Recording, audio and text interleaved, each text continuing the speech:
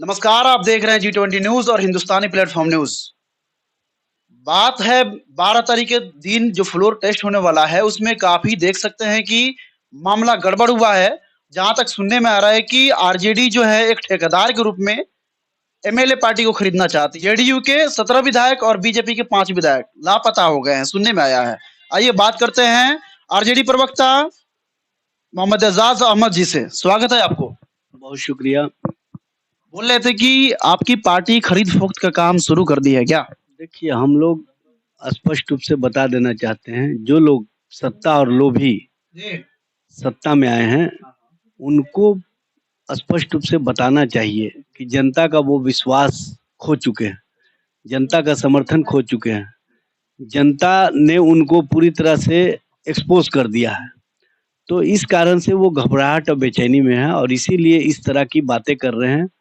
उनके लोगों को चूँकि ये बात पसंद नहीं है कि उनके नेता हर दिन अपने स्वार्थ में या अपनी सत्ता के लिए इधर से उधर होते रहें। क्योंकि उनको भी ये बात पसंद नहीं आता है कि उनको लोग कहे पलटी मार या लोग कहे उस तरह की भाषा जो एक सभ्य समाज के लोगों को पसंद नहीं आता। तो चूँकि जनप्रतिनिधि होते हैं, जनता के द्वारा चुने जाते हैं और जब जनता का समर्थन ये खो चुके हैं, तो कहीं न कहीं उन जनप्रतिनिधियों पर भी इसका असर दिखता है, ये स्पष्ट रूप से समझ में आ रहा है। और 12 तारीख को जो फ्लोर टेस्ट है, उसमें सब कुछ स्पष्ट रूप से सामने आ जाएगा। एक बात मैं स्पष्ट रूप से कह देना चाहता हूँ कि भारतीय जनता पार्टी के लोग कहीं न कहीं लोकतंत्र और लोकतांत्रिक व्यवस्था को कमज़ोर करते रहे हैं। ये चाहे मध्य प्रदेश का मामला हो, चाहे गुजरात का मामला हो, चाहे कर्नाटक का मामला हो, चाहे बिहार में अभी हाल में जो सत्ता परिवर्तन का मामला हो, ये लोग उस मामले में निपुण हैं। हम लोग जनता और जनता के हितों के लिए चाहे सत्ता में हो, चाहे विपक्ष में हो, हम काम करते रहे हैं और हमारा काम करने पर विश्वास है और हम जो कहते थे, जो हमारा संकल्प था 2020 के चुनाव में कि जब हम सत्ता में आएँगे तो 10 लाख लोगों को नौकरी देंगे, उस दिशा में जैसे ही हम सत्ता में आए 2022 में, हमने काम करना शुरू किया। हमने 5 लाख के करीब नौकरियाँ दी। 4.5 लाख जो शिक्षक थे, उनको राज्यकर्मी का दर्जा देने के लिए मामूली परीक्षा के आधार पर जो हमने प्रपोज़ल दिया था, अब देख रहे हैं कि जैसे ही सत्ता परिवर्तन हुआ, कहीं न कहीं नौजवानों के चेहरे पर जो खुशियाँ थी, वो मायूसी के आलम में पहुँच गए हैं। और वो लोग स्पष्ट रूप से कह रहे हैं कि जो सरकार नौकरी देने वाली थी, जो सरकार रोज़गार देने वाली थी, अब पुनः नफ़रत वाले लोगों के साथ जाकर के कहीं न कहीं नफ़रत परोसने का काम करेगी। चूँकि जिस तरह से आपने देखा होगा केंद्र की सत्ता में आने से पहले भारतीय जनता पार्टी ने वादा किया था कि हर साल 2 करोड़ लोगों को नौकरी देंगे या रोज़गार देंगे। 10 साल सत्ता को हुआ, इनको 20 करोड़ रोज़गार या नौकरी देना चाहिए। इन्होंने ऑन रिकॉर्ड भारत सरकार के आंकड़े के अनुसार दिया है 7,22,311।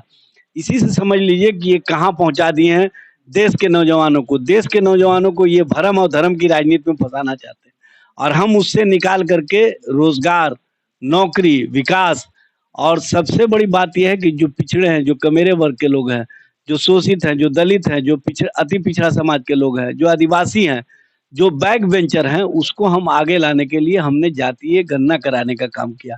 और 1931 के बाद बिहार पहला राज्य बना जिसने ऐतिहासिक कार्य किया। लेकिन आप ये भी देखे होंगे कि जब ये मामले कोर्ट में गए थे, कोर्ट ने स्टे किया था, तो भारतीय जनता पार्टी के कार्यालयों में पटना से लेकर के दिल्ली तक मिठाइयाँ बँटी थी। ये जो लोग कमंडल लेकर के चलते हैं ना, ये मंडल की राजनीति को कहीं न कहीं कुंद करना चाहते हैं। क्योंकि उनको ये पसंद नहीं है कि जो पिछड़ा है, जो कमेरे वर्ग का लोग है, जो दलित है, जो आदिवासी है, वो समाज के जो बैक बेंचर हैं, वो आगे आए। तो वो आगे नहीं आ सके, इसीलिए इस तरह का ये साजिश रचते हैं। और इसी साजिश के तहत जब हम लोगों ने भेजा केंद्र के पास प्रस्ताव कि 9वीं अनुसूची में शामिल कीजिए, तो क्यों नहीं कर रहे हैं? आरक्षण व्यवस्था जो 75% की है। ये इसलिए नहीं करना चाहते हैं कि इनको पता है कि कहीं न कहीं इससे जो गरीबों का उत्थान होना है, जो गरीबों में क्रांति आनी है, उसको ये रोकने के साजिश में लगे हुए हैं। और आप देख रहे हैं कि इनके ही लोग कोर्ट में पहुँचे हुए हैं। तो इस तरह की जो साजिश है, उस साजिशों को बेनकाब करने का काम हम लोग कर रहे हैं और जनता के सवालों पर हम खड़े हैं। चाहे सत्ता में रहे या विपक्ष में रहे। और जो 12 तारीख को फ्लोर टेस्ट होगा, उसमें चूंकि ये जनता का विश्वास खो चुके हैं, तो जब जनता का विश्वास खो दिए हैं, तो उनके प्रतिनिधि, जो जनप्रतिनिधि हैं, उनका भी विश्वास खो चुके हैं। और वो कहीं ना कहीं जो जनप्रतिनिधि हैं, वो भी चाहते हैं कि हम इस तरह का जो राजनीतिक साजिश चल रहा है, उस साजिश के शिकार नहीं बने। इसीलिए वो लोग अपने हिसाब से सारे चीज को कर रहे हैं। हम लोगों का उसमें कोई भूमिका नहीं है। हमारी भूमिका एक ही है कि किसी तरह से बिहार का विकास हो, बिहार के नौजवानों को नौकरी मिले, बिहार को विकास का एक नया अध्याय जुड़े। और उस दिशा में हमने 17 साल बनाम 17 महीने में जो काम किया, उस कामों को हम जनता के बीच बताने का काम कर रहे हैं। एजाज साहब, एक ये आरोप है आरजेडी पार्टी पे, मुख्यमंत्री जी का ही आरोप है कि आम खुद चूस रहे हैं, गुठली चुसवाने का काम कर रहे हैं। हालांकि काम मैं कराया हूँ, नाम अपना खुद ले रहे हैं, काम करने नहीं दिया जा रहा था हमको गठबंधन सरकार में। अच्छा, ये बताइए, मुख्यमंत्री जी कहे या कोई भी कहे, 2020 के चुनाव में तेजस्वी जी ने वादा किया था ना कि हर साल नौजवानों को हम जैसे ही सत्ता में आएंगे 10 लाख नौकरी देंगे। तो उस समय मुख्यमंत्री जी ने चुनावी सभा में क्या कहा था कि कहाँ से लाएगा, अपने बप्पा के जेल से ला करके देगा तनख्वाह।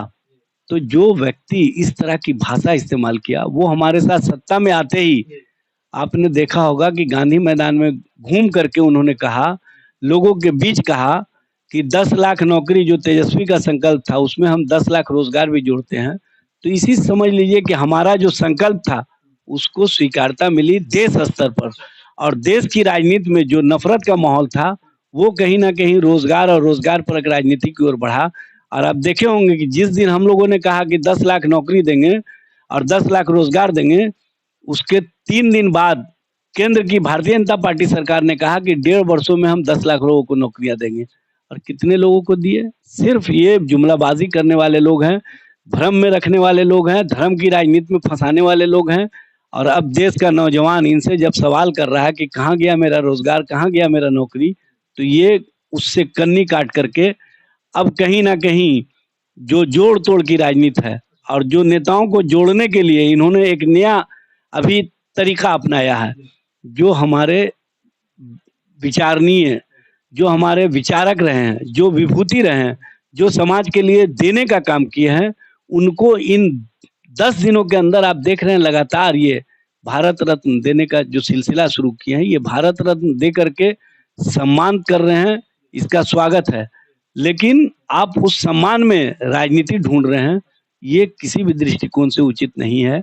और आप देखे होंगे जननायक कर्पूरी ठाकुर जी को दिए, उसके बाद नीतीश जी को साधे, चौधरी चरण सिंह को दिए, जयंत चौधरी को साधे, वहाँ पीवी नरसिम्हा राव को दिए या स्वामीनाथन को दिए, वहाँ दक्षिण में साधने का प्रयास कर रहे हैं। ये जो महान विभूति हमारे जो समाज के धरोहर रहे हैं, उनके साथ भी कहीं ना कहीं ये भारत रत्न दे करके राजनीति करना चाहते हैं।